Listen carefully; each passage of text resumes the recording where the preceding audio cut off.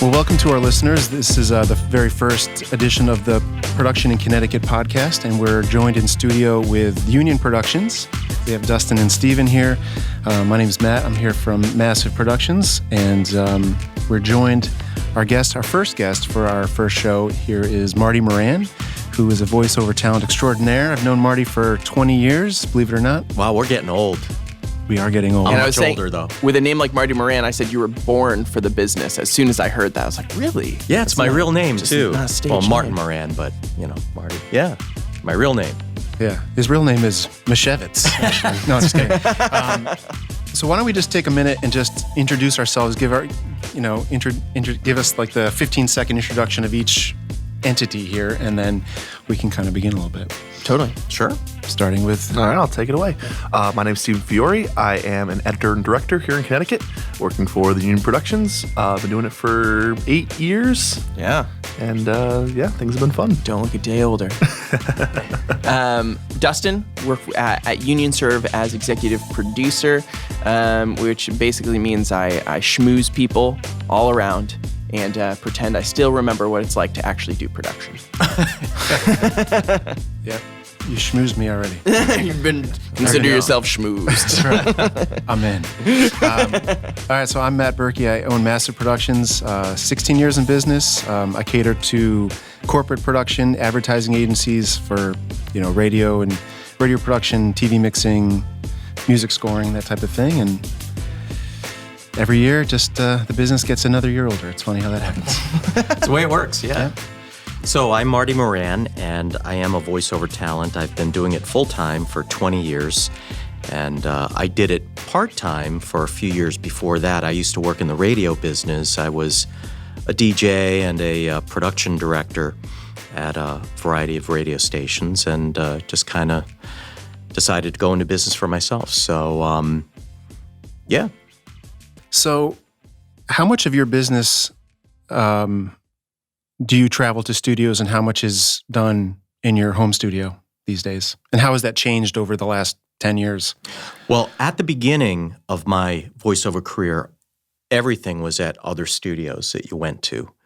I didn't have my own studio, so you would go to wherever the session was happening. And but gradually it did start changing to where, well, let me back up. There was a time when you would get booked just off of your demo. So you'd have a demo and studios would have a copy of it that you'd give them, or clients would request a copy of it, and you'd mail it to them. It would either be, initially they were on cassettes and then on CDs. But it got to a point where producers, voice seekers, clients wanted, no matter what script they had, they wanted to get an audition of it. And the only way to do that in a feasible way financially was to have your own ability to record.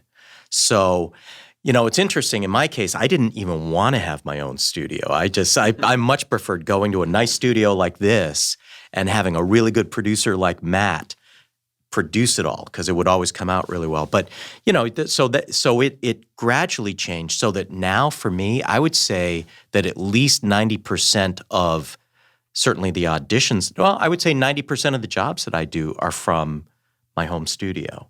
Wow. So yeah, that's sort of from the way beginning it works. to end, not just the audition process. From beginning to end. So, and it doesn't even matter where you're located at. I was noticing Matt has a product from San Pellegrino, and I recently did a series of commercials for this very product. But I also they're airing right now, commercials for their mineral water. It's called Aquapana, and those are airing right now throughout the U.S., but the client is in Milan, Italy, and while I would have preferred that they flew me to Milan to do the recording, I just did it at my home studio and utilizing Source Connect, which is sort of like a good quality Skype. And that's the way that they chose to do it. And so, yeah, it's totally changed in that way. And in some ways, it's much better. I mean, you spend far less time traveling. Mm-hmm. I used to schlep down in New York City all the time, and I still enjoy doing that from time to time. But it's not like, I was some weeks I was down there 4 or 5 days a week, and so right. You don't have to do that anymore. So yeah, so it's it's really changed in that way. Do you remember any of the script for the Pellegrino? Give us a little taste. I don't, but I could I could look it up. I could send you the tracks actually, but yeah. And thank you for sponsoring this podcast, San That's Pellegrino. right. This podcast sponsored by San Pellegrino. Delicious. I don't know what their tagline is. Do they have one?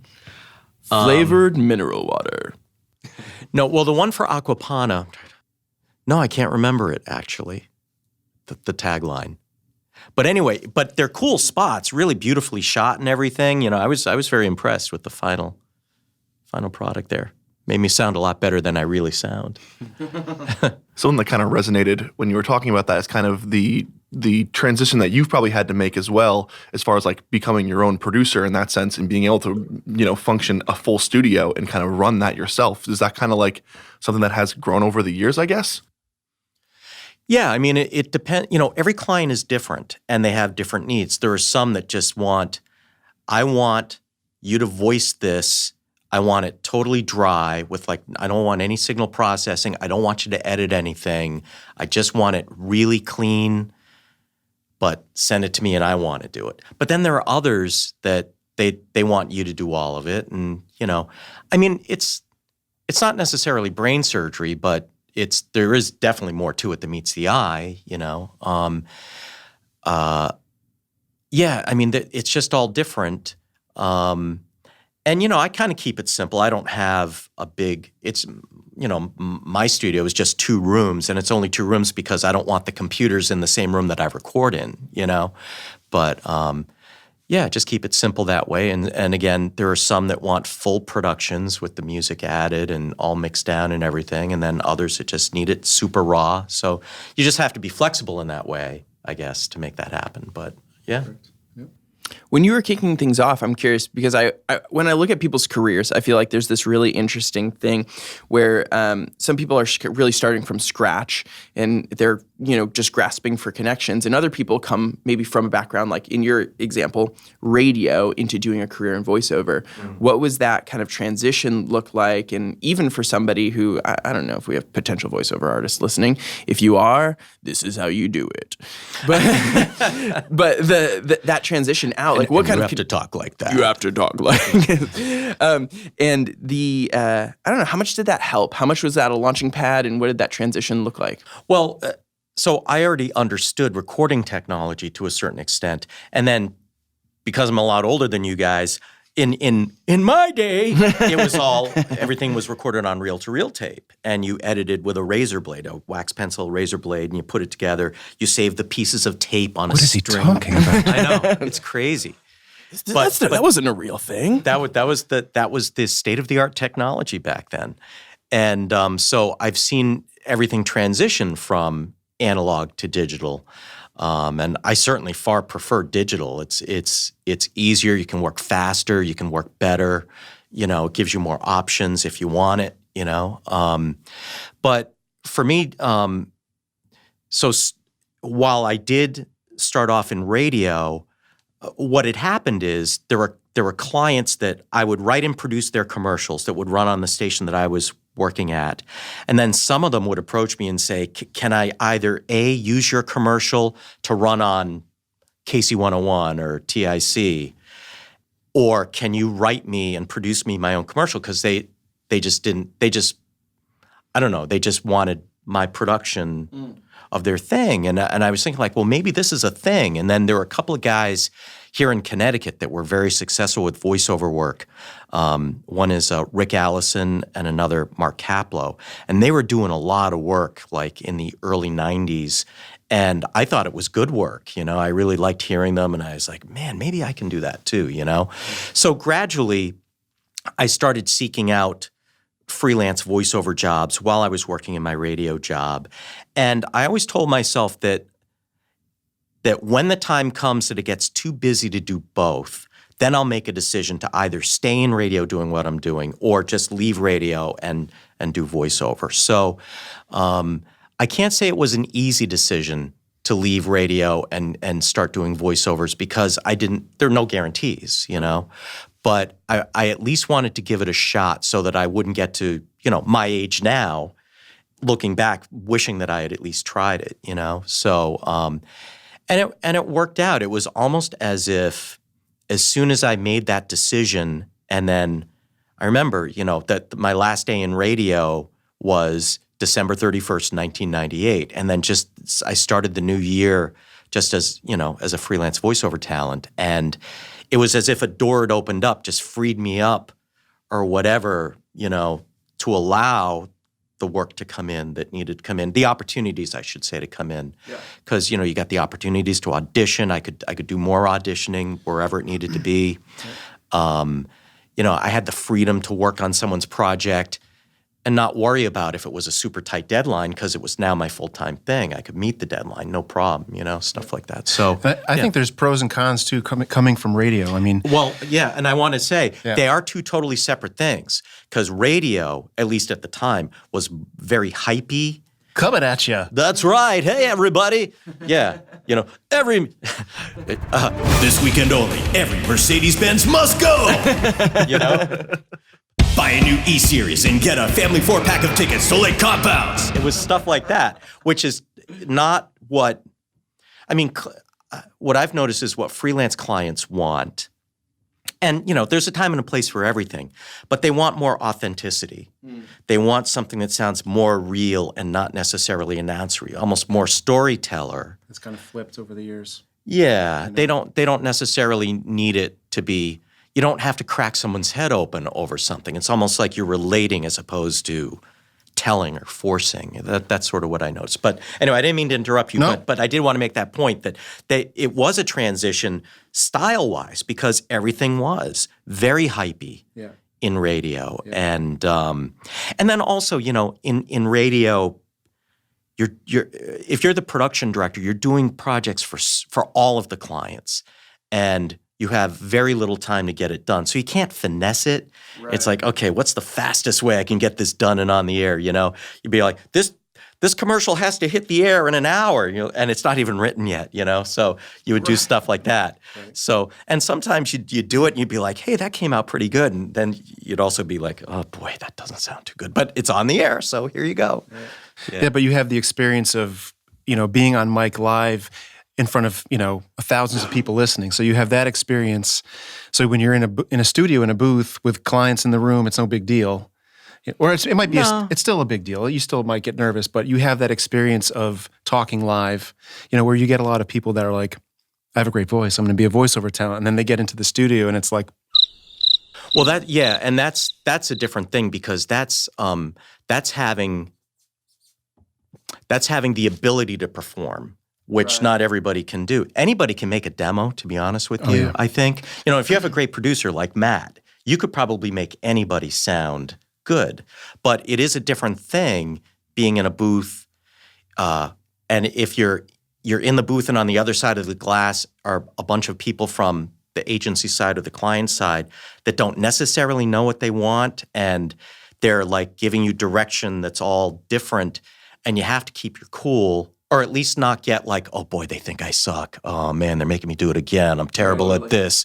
I'm going to be a painting contractor. That might be going on inside your head, but it is going on. You can't let it come through. You know what? I can tell you a funny story about, I don't know if it's funny, but I was in a session at a studio in Connecticut and it was for a bank.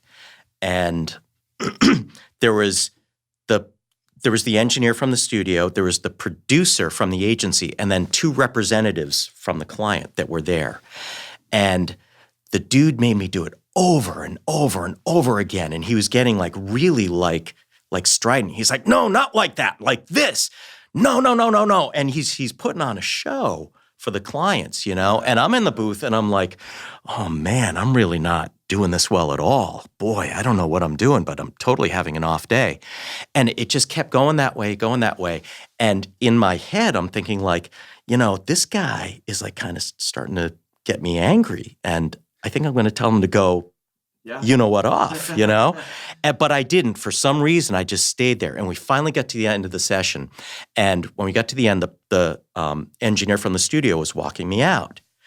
And I said, boy, I'm sorry about that. He seemed really unhappy. He's like, no. He's unhappy about everything. As a matter of fact, you're the third voiceover talent that they've had in here. The first two basically threw down their headphones and told the guy to go blank off. So I just lucked out that I kept my cool enough to not do that. But yeah, you make a good point. You have to be able to. I honestly don't get nervous in a studio situation, and maybe that was the only time I kind of did. But most of the time you figure if you've booked the job, you're already like halfway there, and they wouldn't have booked you if they didn't think that you could do it in the first place. But what does it look like, just out of curiosity, especially having a home studio, doing it a lot? Your client's probably not there at your house with you. Right. Maybe they're piped in, maybe not. But what does that look like when you just get a script come across and they're like, give us a read on this? Not as an audition, but they like your voice, they want to move forward. Well, so it all depends on the client. Some of them want to be in on the recording, and I totally welcome that. I prefer that actually, so that they can hear. And then we can do, as I mentioned before, Source Connect, where they can listen in real time. They can do it on the phone. We can do a Zoom conference if they want, where they can hear and see what's going on. That's fine. But then there are others that I have who are repeat clients who I've known for a long time, and they kind of trust me to do it. And they may not have the time to sit in on the session with me, so they'll just have me do it. And knowing that if I do something that's not quite right, if the tone's not quite right, or if I flub a line or whatever, they can get right in touch with me and I can fix it right away or whatever. So there's like a trust in between there. Again, it's all different, and you sort of get to know the quirks of certain clients, Totally. There's a client that I have out in, they're in Seattle, and they have me voice their script. They write a script for radio and TV commercials, and then after I voice it, we find music for it and everything and put it all together. But every single time what happens is after we're done with all of that, then they change the script. So I know that automatically about them. So when I do the first production of their spot, I don't kill myself on it. I do it. It sounds good and whatever. But I'm like, okay, here we go. Because I know that a new script's going to come in for the same project, Yeah. So you kind of get to know these little quirky things. Or I have another client in Ohio who she always schedules a session and then she either totally forgets about it, or like 10 minutes before I get I'm in a meeting, can we reschedule for, so I always sort of pencil her sessions in, what I mean? Totally. So, but everyone's different and it's fine. You have to be flexible. You have to be able to just roll with stuff like that. Cause and I think that's what you have to do too, is try to put yourself in the client's position, like the client where they rewrite the script. It's not the agency that's doing it. It's the client that's has decided to change his or her mind. Right. And you can't get mad about it because, again, the agency, you understand, it's like, I totally know, you've got an indecisive client. So let's work together to get it done right so that they're happy and then you're happy and it doesn't ruin your day, that kind of thing. So yeah, no, and that makes a big difference. I think it's interesting because we can, especially kind of working in a creative world where things are kind of in flux, we can try and put these like rigid policies on things. Well, hey, since you're doing this, hey, 10 minutes before the session, fee, that kind of thing, because you've canceled, as opposed to, I think, the way that you're working much more human, right? Well, it's a human business, right? It's human communication. And again, everybody's trying to accomplish the same thing. Like that's one of the things that I noticed about working as a voiceover talent, whether it's the client or the agency, like they want you to be good. They want it to be good. And let's face it, I'm not digging ditches, you know what I mean? And for me, it's fun and enjoyable. I like being part of the creative process, but also feeling like I'm a part of a team, even though I'm a freelancer. Totally. Because it's just more enjoyable being part of a collaboration. So why make it hard, Yeah, if you cancel, 10 minutes before, you have to pay a full session fee. It's like, I can't go there with it. I think that I know that there are people that do that. There are a lot of people I can't do it because I would hate it if someone did that to me. You know, what if something comes up unexpected? You can't help it. It's not the end of the world. Just roll with it. You're going to get it done. I think that the client and the agency or who's ever involved will be grateful that you weren't a jerk about it. Yeah. You know, and just be a decent human being in a very human business. Right. Yeah, there are studios that if you cancel same day, if they can't resell that time, you still get charged. You know, it's stuff like that. You know, you're like, you did what? Well, the thing is with this is the way I see it too, that they can always move on to someone else, right? If a studio, in your case, you know, is charging you a full session fee if you had to cancel,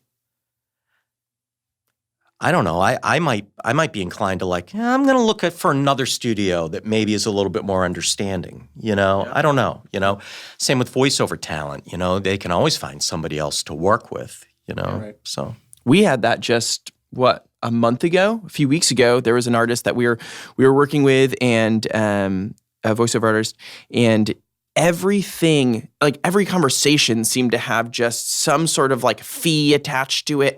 Everything was just nickel and dime the whole time. really, The one that really hurt me was I like to, you know, when we do voiceover stuff, to be in the session, only because Sure. if the feedback is instant. I can save you time. I can save me time. it's better for everybody. So, yeah, you so I get asked the exactly guy, what you want. Yeah, I asked the guy. I was like, "Hey, you know, what times work for you? You let me know. I'm free anytime." And he was just like, "Oh, I don't know if you're paying enough to get that, you know." Really? And I was like, "Oh, Wow. wow. Okay." He's like, This is "Yeah, what I we don't booked think." at. Yeah, he's like, I don't think that you're paying enough for this for you to get that, you know, amenity." And I was just like, Wow. "Oh, wow. Okay. Well, maybe I'll It's go not with someone really who will do that." You know? Yeah. I don't think that's an amenity though. That's part of it, you know? I agree. I mean, what if you're going to buy a car and you say, "So I want to come in for a test drive," and the salesman was like, "You know, this car is not really a luxury car. You're not paying enough to come in and test drive it. So you just got to buy it and then drive it home." Like, I mean, I know it's apples and oranges, but the principle is sort of the same. Like, how are you supposed? Well, and it doesn't even matter. I mean, it's just the way that you prefer to work, right? And personally, I prefer I would rather have somebody there to direct if that's what they want to do. And if they don't, that's fine too. But you get what you want right off the bat instead of, "Oh, I listened to this. You're running a little bit long. You flubbed this word. And I need you to be a little bit happier on this part." And you're kind of throwing away like the housekeeping at the end, you know? Yeah. I need you to redo it. Well, all of that could have been taken care of if you were if you were granted the amenity to. The other thing sit too in is the that session. it puts the pressure on me as the person directing it to get the right thing. So it's like it's now if it doesn't come out the way the client doesn't like it, it's now kind of my fault for that. And like I want to be able to be like, "Yeah, look, I messed this up. I can fix this now, and here's how we're going to do that." Right. As opposed to them being like, "Oh, well, the voiceover guy, he just didn't listen at all and whatever, or didn't want to take direction." Right. We ended up just paying for the time and everything up to that point, cutting the losses and moving on with somebody else. We're like, man, so it's just make the process more enjoyable, end up with a better product. Like it was just, on. One thing I'd be really curious about, I think probably from both of you guys, is maybe what are some things that when someone's coming in to do voiceover or a client's looking to get voiceover, what are just some tips and tricks or things that would be great for them to know to come in more prepared, more ready? Maybe some things that someone walked in and you were thinking, man, like you didn't either think through this or why didn't you bring that or anything like that. Yeah, I think a lot of things on my end are simple things like having a script in an easy to read format. Like a lot of times clients will send these 15-page storyboards. Yeah. And you're like, that's nice. You know, but for a voice talent or for a producer, we just need to see what we need to see. Oh, yeah. You know, if you want to show us the storyboard as, you know, to show colors and the global picture, that's fine. But, you know, make sure you have a nice, easy PDF or Word doc or whatever. I mean, it's simple things like that. What do you think? I mean, Well, I agree with you. I don't mind seeing a storyboard because it helps to know what's going on. But in the booth, like if it's on paper, certainly it's all because you get like 2 lines on each page, So, Right. So yes, I love seeing the storyboard, but in the booth, it either needs to be on an iPad, kind of just right there, or just on one piece of paper, so you don't have to turn pages. If you have to turn pages, not the end of the world, but then Matt's got to cut all that sound out, Right. and Yeah, stuff. that's great. No. Yeah, but the script is important. I think it's also important, whoever the actual decision makers are, they should actually try to be there, or at the very least make themselves available so that when you've got some takes that you like or a production that you like, you can play it down the phone for them to get some approval. Or just email an MP3 to them or an MP4 so that they can see it or hear it.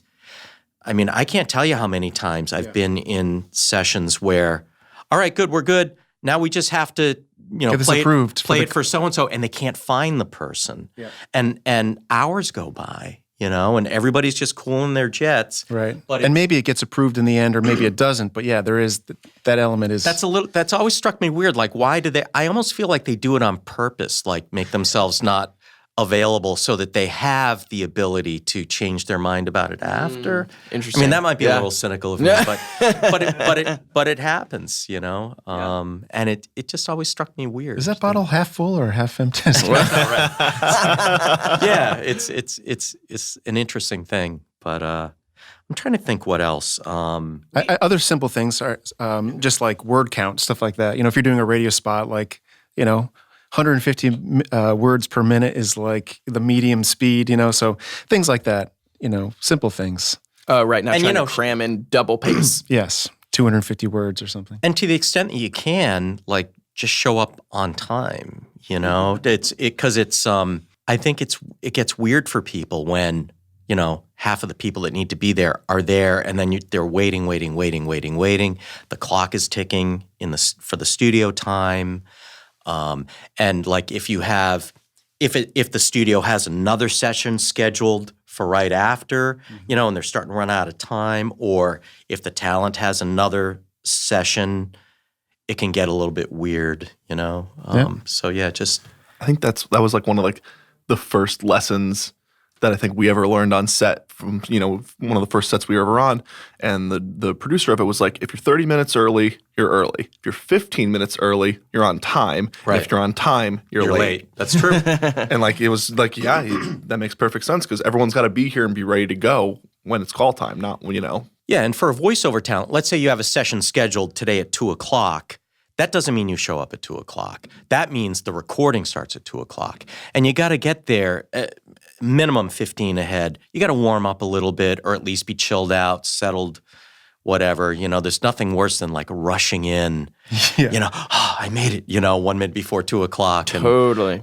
Yeah, we had recently we were doing some revisions to an animation project that we were working on, and there was this map animation, and these just kind of different pinpoints where their office locations around the country were, and they had added an office as the business expanded, and they had come to us and said, we want to add this into our kind of about us and culture video, and talking about because there was just some catchy lines. I said, for people who like to say wicked, and we were showing Boston, and people who, each of these types of things about different locations.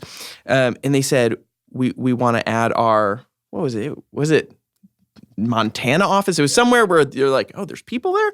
And, and in that, we said, well, at the pace that you guys are growing, it would be really great for us to knock out an additional 5 kind of generic over here, over there, on the West Coast, down south, just directional lines that we can just have in our pocket, rather than every time you need one sentence added, we're booking the artist again, and we're Having doing him all say that. one line. Hey, can you come back in and say one line for us? Yeah, so I think you could actually alternates are amazing. like bank, a line about each state. It would take 2 minutes, right? And then you have it in your pocket. Yeah. I'm actually doing a session coming up shortly that was from 2016, and all they're doing is changing dates. And I'm like, we can try. But, 2016 was a long time ago. We might have to redo the whole thing, So if they just kind of thought ahead that this script would have lasted the time, they could have done some alts. Well, the thing is, too, you sound different sort of every day, Yeah. Even if it's the exact same equipment, your voice can kind of just be, I don't know why, it just is, Even if you try to record, whenever you recorded that session in 2016, let's say you recorded it at 11 in the morning that day, and you bring everybody back for an 11 a.m. session, there's still little differentials that might make it so it doesn't totally match up. Yeah. Mm-hmm. Right. One of the things I just learned recently about that, so we have an audio guy on set. He's phenomenal. Whenever we're doing kind of interviews, if I have waters with them and they're cold, he'll swap the cold water out for a warm one for the person doing the interview, because cold water will affect your vocal cords differently than if you're just drinking regular water. Yeah, and it'll kind of make you saliva more. It'll make you kind of smack a little bit more. And so he's always like, I got warm water with me every time, just to make sure for any time we do interviews, I have warm water ready, because you don't want cold, because it makes you sound worse. Yep, I have bottles of water down in my studio, and they're never cold. They're just room temperature. There is something about that. It gives you like that when you're talking that, you can lose. Could you do that again, Steve? Yeah.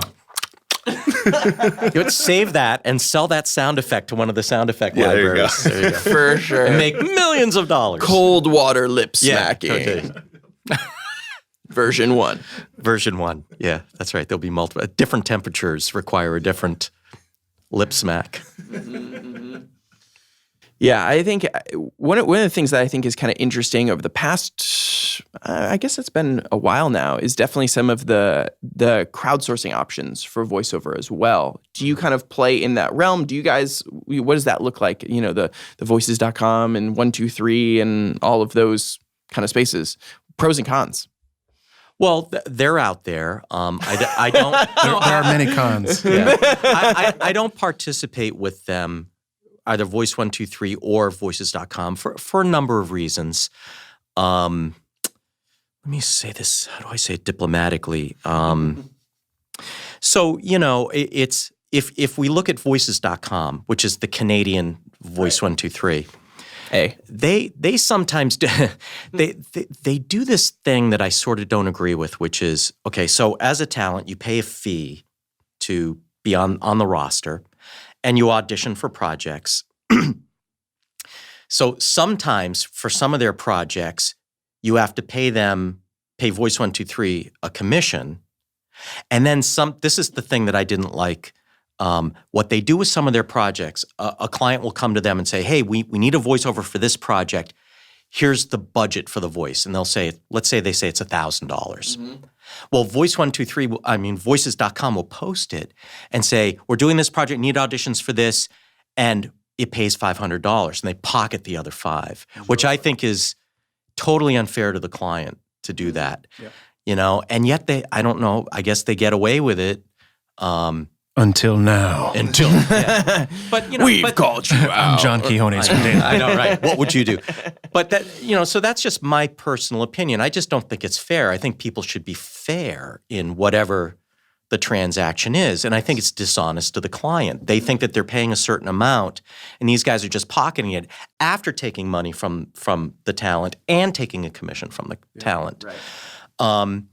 So I have to tell you about a funny phone call I got a couple years ago from Voices.com. They called me and like, hey, Marty, we want to see if you want to be on our roster. We're the largest voiceover market in the world. We have 300,000 voiceover talents on our roster, and we'd like you to join. And I said, why in the world would I want to be in the same thing as 300,000 other people? It's hard enough standing out like on your own and reaching out and whatever. It's like, why do I want to be in that boat? And they say, oh, well, that's worldwide, but just in the U.S. or North America, it's 100,000. I'm like, again, why would I want to be among 100,000 different people? So, but it must work for some people. They must be happy with it because obviously people do it. Yeah. Likewise with Voice123, my feeling on that is, and I don't know if this is still true, but I did try Voice123 a while ago, and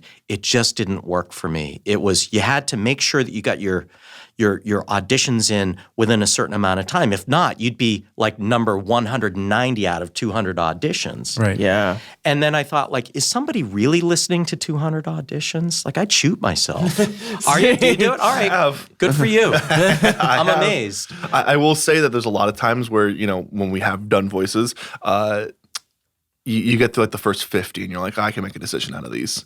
But then totally. again, and a lot of those people are a lot of the same people, and it's a very grindy business. It's a very like hop in there, do 70 auditions today probably. I'm sure these guys, like the guys that are always at the top of the list, I'm sure they're there every day, just banging grinding away. Oh yeah. And like, they'll read through probably 70, 80 scripts a day. Maybe they get one, maybe they don't. Maybe they get one tomorrow. And so like they're cool with that. Like that's their lifestyle. But that's always been like crazy to me that they'll get in there and they'll grind that hard for it. But at least they're working it the way it needs to be worked. If you're going to do that is what you have to do. That's what you have to do. But the thing is, if you get busy, you can't just necessarily drop everything and just get these auditions. That was the problem that I ran into. I found out that a couple of my auditions on Voice 123 got stolen. No. Because, so it's like, you know what? If they're not going to police it and whatever, it just did. So for me, it's not my deal. But for other people, I think it's probably great. And it probably is easier for clients too, because they can just submit a project and magically you get 50, 100, 200 auditions right away. So, yeah. Yeah, I think within there's definitely a quality that does suffer in a lot of voice for sure. Yeah. Because, listen through 50 and 45 are bad. Not just whether it's production or the actual talent or the thing too. Some of those guys, because they're grinding so hard, they're just recording it on their phone. Like that's the only way. That like they're driving around. They're like in a car. They're like, I can bang out a couple auditions here, and like maybe I won't get them, but at least I'm like. But does my name out there. Does it sound weird? It's got to sound. Oh funny yeah, you can tell when you hear certain people, and you're like, that was just recorded in like the airport. Like you were waiting for your flight. Right. Yeah. I'll use those sites sometimes as just searchable databases if I'm looking for a specific voice that I don't have in my personal roster. Right. If I'm looking for an African-American male that's 65 years, something like that, something very specific, I'll use it as a searching mechanism, but I don't go through those services because I feel like like Marty said, the pricing is unfair to talent. Because when I get jobs for talent, I want to get them as much as I can. Because in the end, I usually am negotiating for the talent, and so for the talent that I have in my library, I want to make sure that they're getting as much as possible. So I find myself kind of like the middleman a lot. Kind of, you sure that's what you can we get a little bit more? He is traveling or whatever it is. So. But it also comes down to fairness to the client. Again, that whole thing where, they're taking some of the client's budget and just pocketing it just because it just struck me as just not right, So, yeah. If and again, it'd be one thing if it was a very open, because I think it was with Voices.com, it was almost kind of this scandal, like within the past 2 years kind of broke out about that and about their policies. And I remember reading some articles about that, where if it was very upfront and everyone knew and the client said, I want $1,000 voiceover level talent, so I'm going to be giving you $2,000, to get that, then I guess that does make sense if it's all kind of above board and on the table. But it just doesn't seem that it has been. So Voices.com, I think, is trying to corner that market. And they make a good point. The fact is, if you don't like something, don't be a part of it. A voice talent can complain about it all they want. But the answer is, if you don't like it, don't participate, which is what I choose to do. Right. But I'll bet you their perspective is like, look, we've worked hard to build this platform. We've got all these producers, clients, voice seekers that are here. If you want access to them, this is what you have to do to have access. And that's fair too. But so, it is what it is, And it's part of the overall landscape where things are constantly changing anyway. And you decide, what you want to be a part of and what you don't, You vote with your dollars, and so that's the way it is. The other thing too, I think with kind of going through studios and going with you is the personality too. You get to like know these people a little bit more, and how they kind of fit And and I think that is important, that kind of that they have the heart for the project too. It's not just like someone reading it as quickly as they can to try to get their name out there. It's like someone who is passionate about it. Like I know when we recorded the voiceover for the nurses video, like that thing was last minute. I called him like the weekend before and was like, hey, is there any chance I can come on Monday and get a voiceover recorded? And he was like, yeah, absolutely, we'll find someone. And like the woman who did it, she did a great job, and she was super pumped and passionate about it, and it came out great. Yeah. Well, I think it helps to do a project that you have an affinity for, like things that, if it's a subject that I like or whatever, like for me, like I like cars, so I know there are voiceover talents that don't like doing car commercials. I love doing car commercials because I just like cars. Or anything about aviation I like, or business, stuff like that. So it all depends. Or if it's a product that you like, something that you use all the time, it just makes it easier, and you have like a natural passion for it, and everybody's sort of on the same page, So yeah, there's definitely something about that. That's super interesting. As we, I think, probably start to land the plane a little bit. Yeah. Speaking of which. Yeah, you just said you liked aviation things, That's and right. so I just wanted to really feed you something. Let's do our landing checklist. Anything that I think, especially for people who, again, coming in to want to do voiceover, to hire for voiceover, that type of thing, what are kind of, I guess, maybe first steps to what someone who hasn't pursued that road, or maybe has done a lot of crowdsourcing before, but to come into like a real studio and sit down, that type of thing, or somebody who, I don't know, what are some of the differentiators that you think are important? You mean for a talent that wants to do voiceover, or for? I would say for a potential client coming in wanting to book. I mean, how do they get from wanting to ready to rock, and what do they need to do on their end?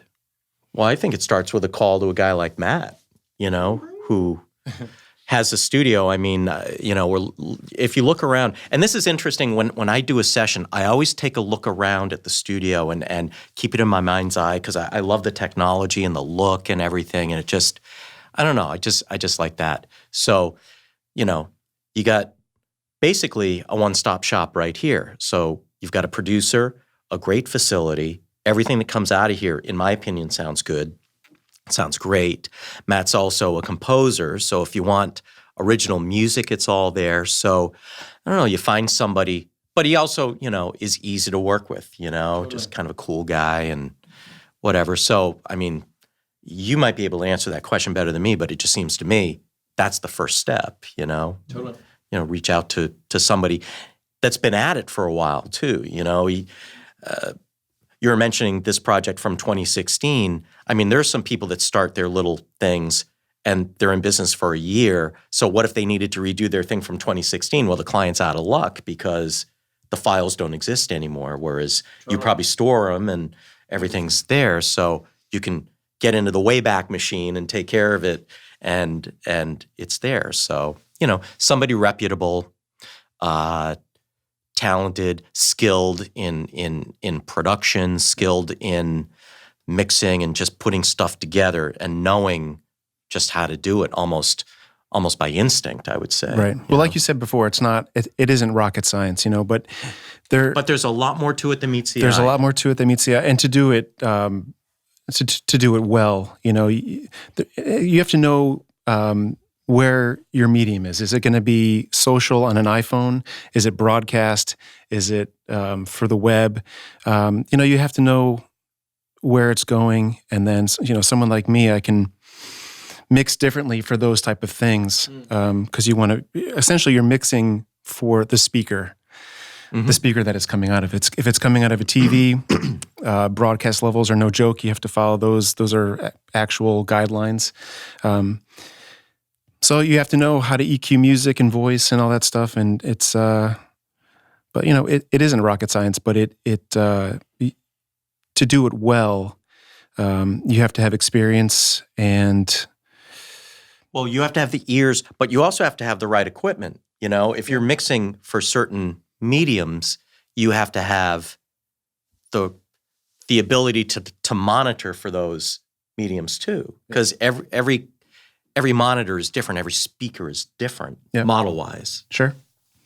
Yep. So it's a lot of touch and go. It's a lot of testing. But in the end, you're going to put out a product that is going to be the best that you can do for your clients and make them sound the best, because in the end, that's what it is. It's just making them sound better than everyone else. Exactly. Yeah, that professional sound, making a business sound as professional as possible. Mm-hmm. Especially on social, you see that a lot because you can get away with doing pretty low budget stuff on social. And, to give it that extra little edge of just, some good mastering EQ or something can go a long way. So I think you kind of started the exit here, but I think The dissension. yeah, I think we did some good stuff here. I want to thank Marty here. He's Thank you. It was 20 fun. plus year veteran in the voiceover business. So to get your insight and your knowledge, Super interesting. Yeah, all the experiences that you've had, I think it's been great. a long time. That's right. Let me tell you, you young whippersnappers. He looks younger than all of us. I'll just put it out there. All right. Yeah. But thanks for your time. And Thank you. It was fun. Production in Connecticut will to be continued.